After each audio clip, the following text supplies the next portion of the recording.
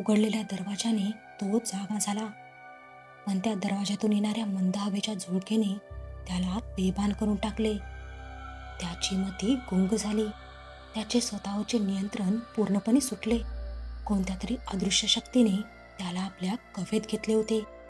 त्याच शक्तीच्या इशाऱ्यावर तो तडक घराबाहेर पडला. दरवाजा सताड उघडा ठेवून झपाझप चालत तो शहराबाहेरच्या वाटेवर लागला. खूप दूर गेल्यावर त्याने माघारी वळून बघितले तर शहरातले दिवे ताऱ्यांसारखे भासत होते. आता अंधाऱ्या रात्री तो त्या सुनसान रस्त्यावर एकटाच चालत होता. विशेष म्हणजे रातकिड्यांची किरकिर सुद्धा नव्हती. अशातच त्या शक्तीने अचानकच त्याला एका पायवाटेवर आणले. आता तो त्या कच्च्या वाटेवर झुडपांना चिरडत तसाच चालत होता. आजूबाजूच्या वातावरणात प्रचंड गारठा होता, पण त्याच्या सर्व संवेदना नष्ट झाल्या होत्या. थोड्या अंतरावर त्याला दिसले ते एक घनदाट जंगल, गर्द झाडी, उंच उंच वाढलेले डेरेदार वृक्ष. दिवसाही माणसाला हादरवून सोडणारं ते दृश्य होतं. तसाच तो त्या वनराईत शिरला आणि मग समोर त्याला काही अंतरावर दिसली ती एक पांढरी आकृती. त्या आकृतीला न रंग होता न रूप. एक प्रकारे ती पारदर्शकच होती. तिचा चेहरा असता तर नक्कीच त्यात एक आसुरी आनंद दिसला असता, कारण त्या सैतानी शक्तीने त्याला इथपर्यंत विना अडचण आणले होते. पण आता अजून पुढे जायचे होते. म्हणून आता ती आकृती पुढे पुढे चालू लागली आणि मागोमाग तो मंतरलेल्या अवस्थेत त्या घनदाट जंगलात आता ते चालत चालत एका भल्या मोठ्या शिळेजवळ पोहोचले. आकृतीने थोडी हालचाल केली आणि ती शिळा आपोआपच सरकली. त्या जागेवर आता एक गुहा दिसू लागली. पुढे नुसता काळोखच होता, परंतु ती आकृती सहजपणे त्या मिट्ट काळोखात शिरली. पाठोपाठ हा सुद्धा त्या गुहेत शिरला. अनेक वळणं घेत घेत शेवटी त्या आकृतीने त्याला एका विशिष्ट ठिकाणी सोडून दिले. बराच वेळ तो तशाच मंतरलेल्या अवस्थेत होता, पण परत तिथे एक हवेची झुळूक आली आणि तो भानावर आला. त्याला समोर दिसला तो फक्त भयान अंधार. अचानकच त्याला आपल्या आजूबाजूला शरीरावर हालचाल जाणवली. त्याने डोळे ताणून बघितले, पण त्याला काही दिसत नव्हते. पण थोड्या वेळातच चूचूच्या आवाजाने त्याने ताडले की हे उंदीर आहेत. पण ते नेहमीच्या उंदरासारखे नव्हते.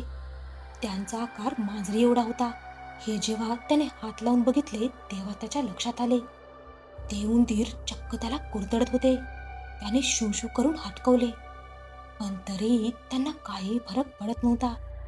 अचानकच त्याला आठवले की आपल्या खिशात आगपेटी आहे. त्याने ती काढली आणि एक काडी पेटवली. तिथे थोडा उजेड पसरला.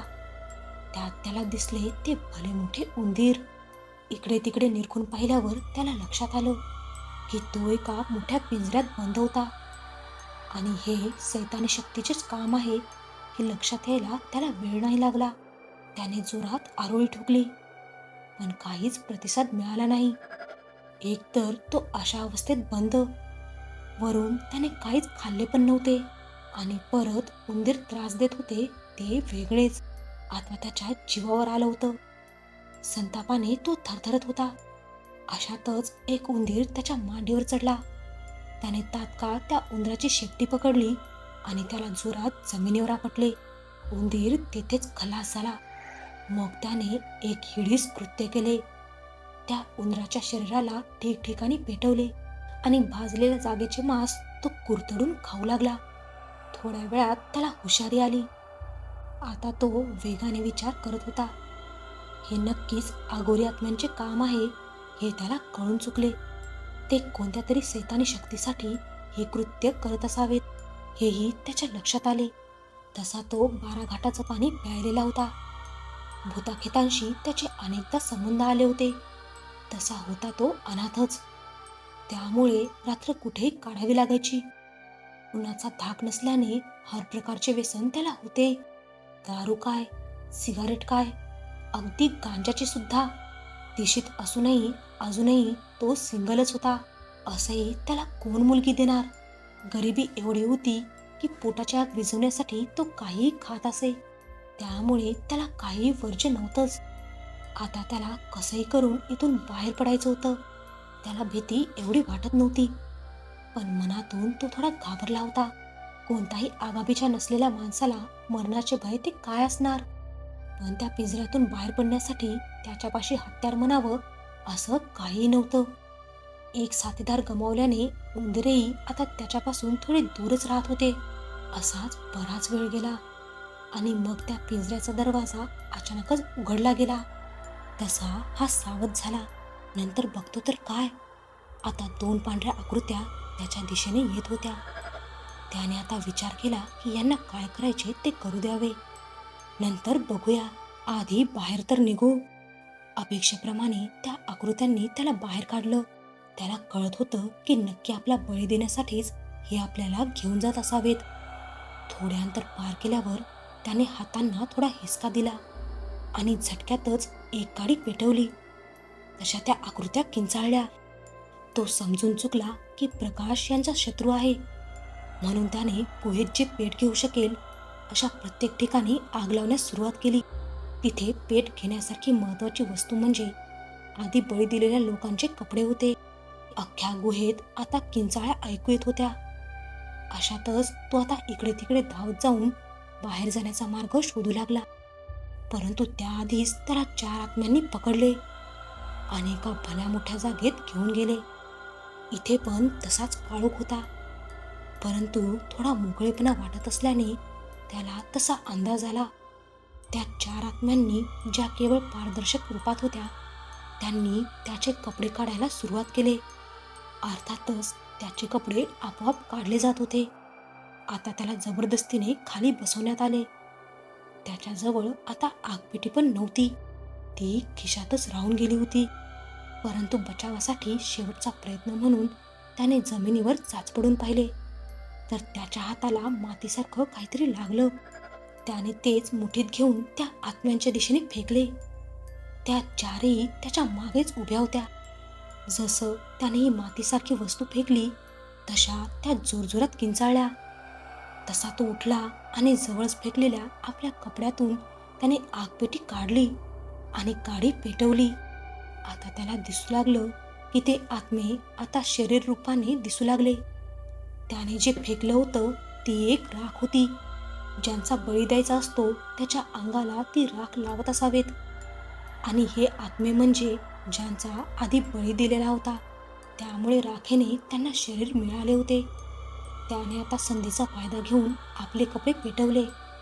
मोठा जाळ व्हायला लागला. तसं त्याला समोर दिसली एक अकराळ विकराळ मूर्ती, 2 शिंग असलेली. ती एक सैतानाची मूर्ती होती. इथे सर्वच त्यात सैतानाचे गुलाम होते. परंतु या बेफिकीर बिनधास्त असलेल्या माणसाने त्या सैतानाच्या शक्तीला हादरा दिला होता. कारण हा एक भनंग, उनाड, अनाथ आणि घाटाघाटाचं पाणी प्यायलेला माणूस होता. याला मृत्यूचं कोणतंही भय नव्हतं. सैतानाने आतापर्यंत अनेक बळी दिले होते, पण यावेळी सैतानाची निवड चुकली होती. आता याने निरखून इकडे तिकडे बघितले तर त्याला तिथे अनेक वस्तू दिसल्या, जसं की मानवी कवटी, हाड, पण तेल सुद्धा त्याला दिसलं. अर्थात त्याला ते हातात घ्यावं लागलं. तेव्हाच त्याला कळालं, कदाचितच तेल लावून मग बळी दिला जात असावा. इकडे आता त्याचे कपडे जळून राख होण्याच्या मार्गावर होते. शरीर धारण केलेल्या त्या आकृत्या आता हिडीस मानवी चेहऱ्याच्या दिसत होत्या. एवढंच नाही तर त्यांचा वास सुद्धा येत होता. त्या आता हळूहळू त्याच्याकडे सरकत होत्या. तो पुन्हा एकदा फसला होता, पण त्याने अजूनही डोकं चालवलं आणि आता मुळावरच घाव घालायचा म्हणून ते तेल सरळ त्या मूर्तीवर फेकलं आणि काडी पेटवून पण ती पण तिथेच फेकली. लागलीच मूर्तीने पेट घेतला. तसं त्या आत्म्यांचं अस्तित्व नष्ट होऊ लागलं. त्या मातीत सामावून जात होत्या. पण तो सैतान आता जोरात ओरडत होता. आतापर्यंत त्याचे अस्तित्व कुठेच जाणवत नव्हते, पण आता एक विचित्र घोगरा आवाज येत होता.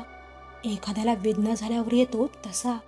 आता हा आरामाने आपला मार्ग शोधत होता आणि त्याला तो सापडला सुद्धा.